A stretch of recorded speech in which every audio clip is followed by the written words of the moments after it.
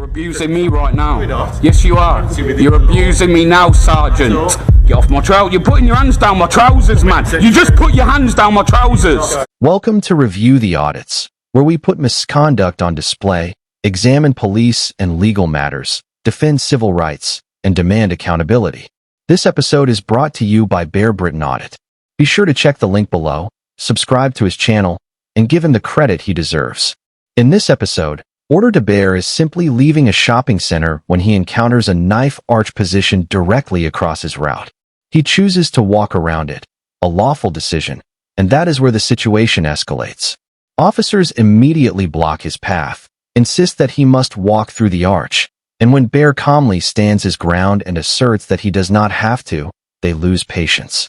They escalate straight to detention and a search, not due to any suspicion, but because he refused to comply.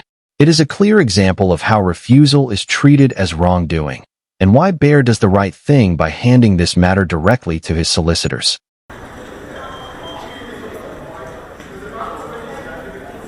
You need to go through this. Nah, I don't. I ain't going through it, and you're obstructing my way. No, Yes, you are. This is a public footpath. Why don't you want to go? Because I don't want to go through it. Why not? Because it's not. I don't have to. It's not a legal requirement to go through it, bro. What's the problem? I don't want to go through it. That's why. Okay. Well, obviously, refusing to go through the arch builds our suspicion, doesn't it? No, it doesn't. Oi, listen. You think if I had something on me, yeah, I'm going to be stood here arguing with you? You're an idiot, mate. No. You're an idiot. People do. You're an absolute idiot. Okay. You're an idiot. I ain't going through it. Move out my way.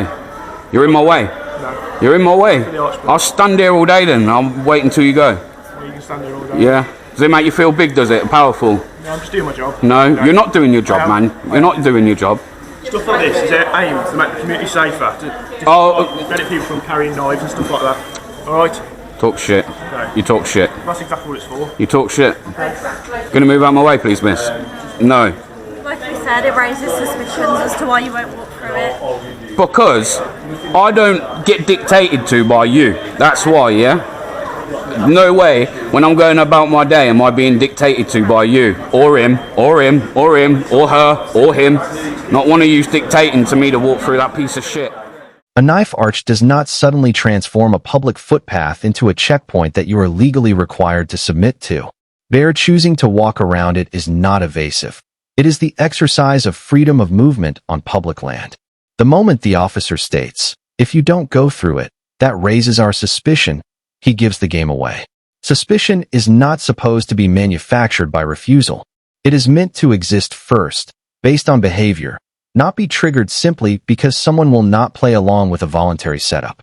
And the familiar, "it's for community safety" line is the oldest deflection in the book. Community safety does not mean blanket compliance or automatic submission. If it did, officers could demand anything and label refusal as suspicious by default. You can go the long way around. No, I can't.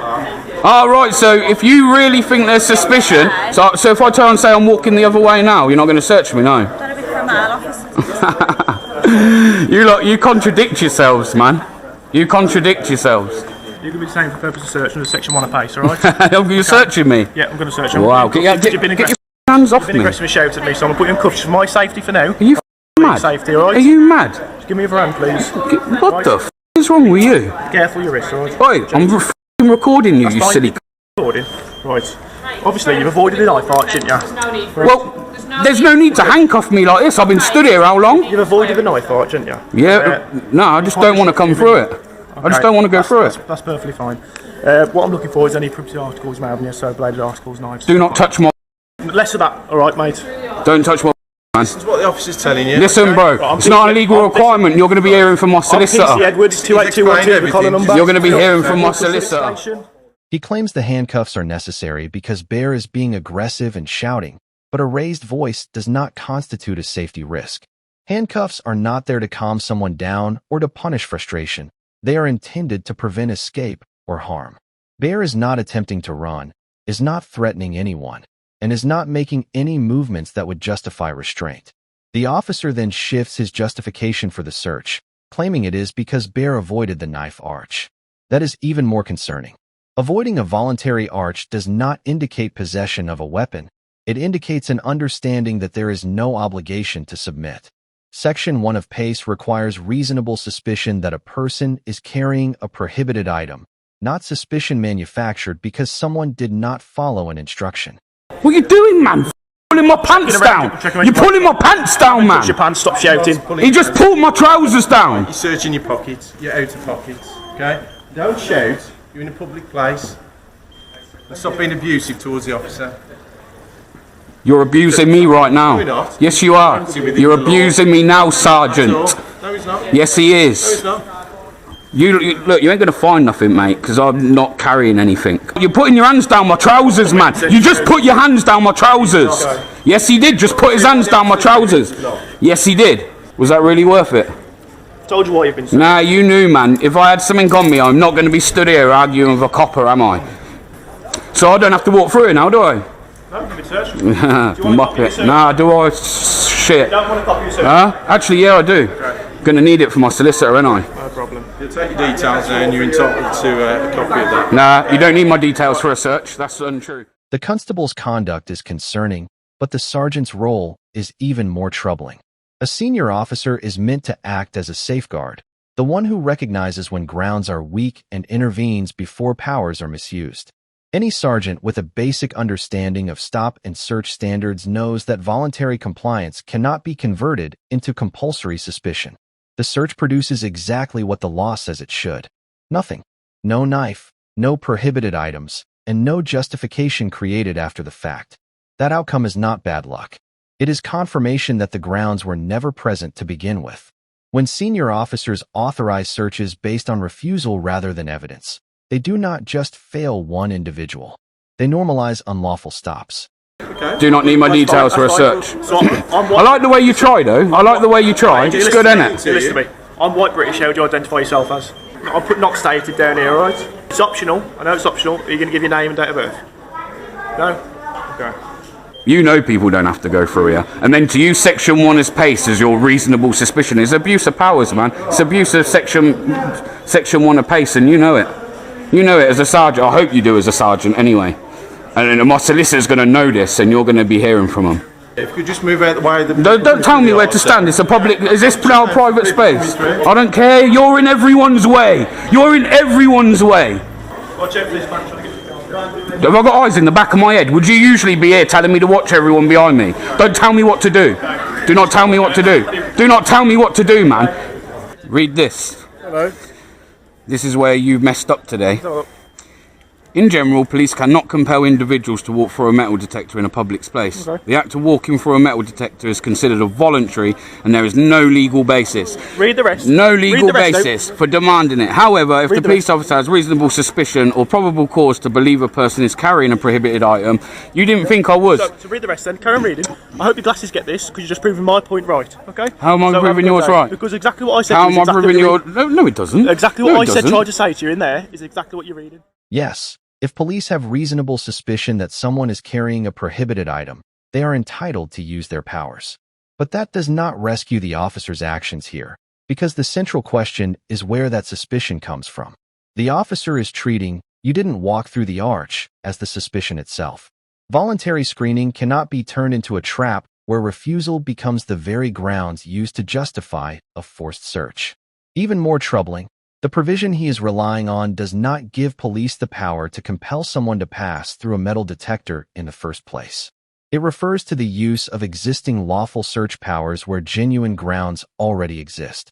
In this encounter, there were no independent grounds, no intelligence, no matching description, no bulge, no behavior suggesting concealment, nothing at all. Just a man exercising a lawful choice.